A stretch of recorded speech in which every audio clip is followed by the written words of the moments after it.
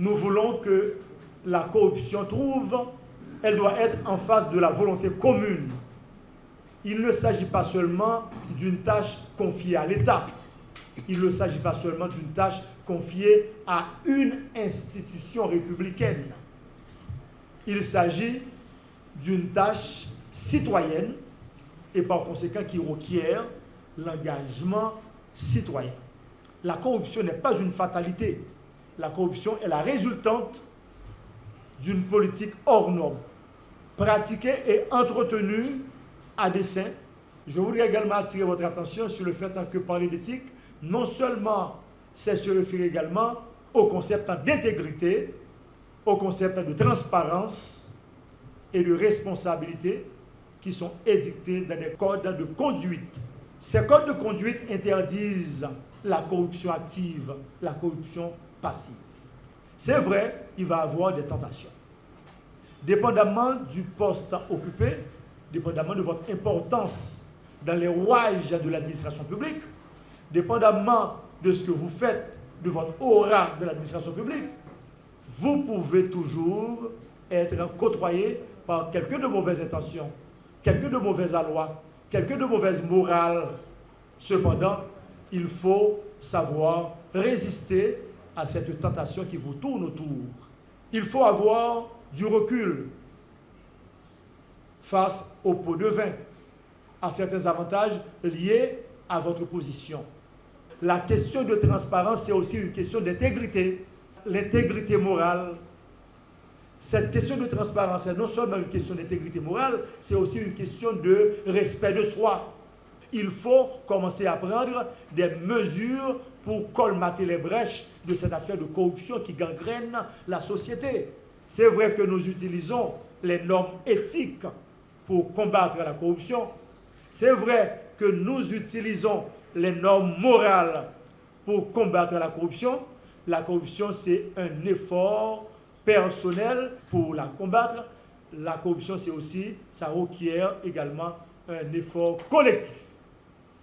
Il faut d'abord commencer par lutter contre la corruption individuellement pour mobiliser d'autres personnes qui se trouvent dans son environnement immédiat et pour en faire une cause en commune.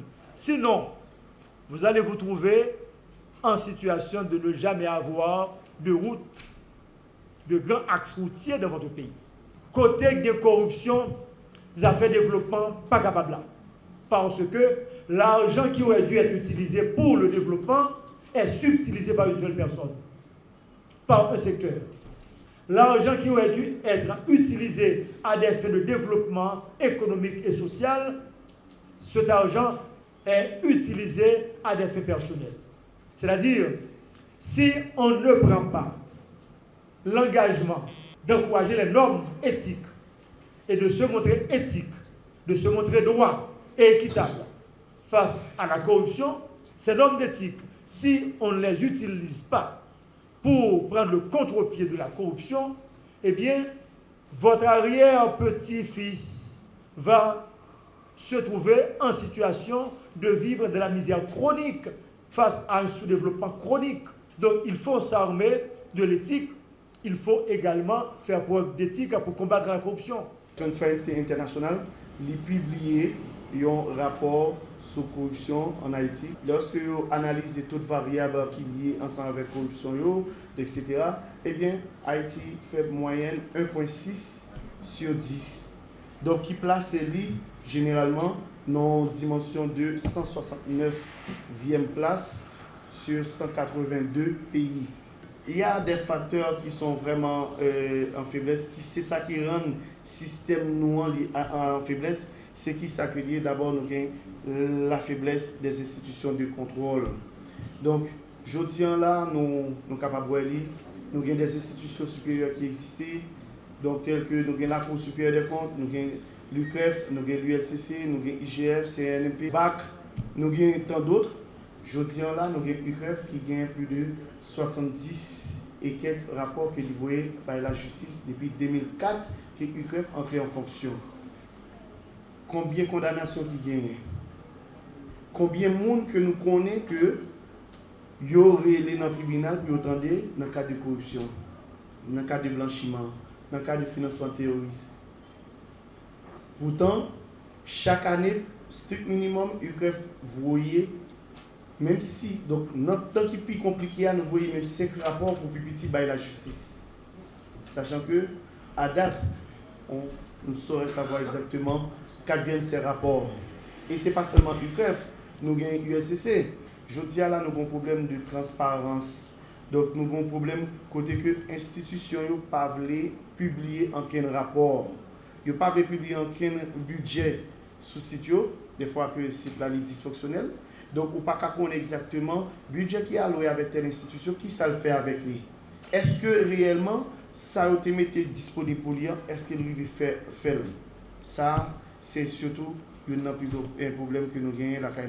Nous gagnons la prévention.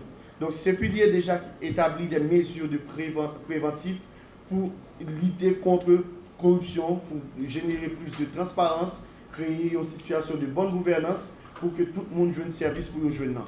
Donc, et ça a demandé à l'État de mettre en place des politiques anticorruption dans les administrations, dans les institutions, donc de faire en sorte à ce que l'État des droits soit privilégié sur tout ce qui se passe dans l'institution. Malheureusement, certaines fois que ce n'est pas ce qui se fait.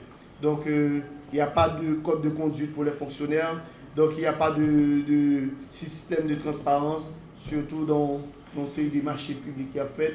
Donc, des fois, marché au fait, donc, lorsqu'on suit l'acheminement, donc marché public, dans les mais comment et l'argent pour les bails, donc nous connaissons que si on marché qui fait, donc on première portion du bail, dans un temps pour démarrer, on l'autre portion pendant la avancée, etc. Mais regardez, ouais, tout comme la bail, mais le travail là pas arrivé fait.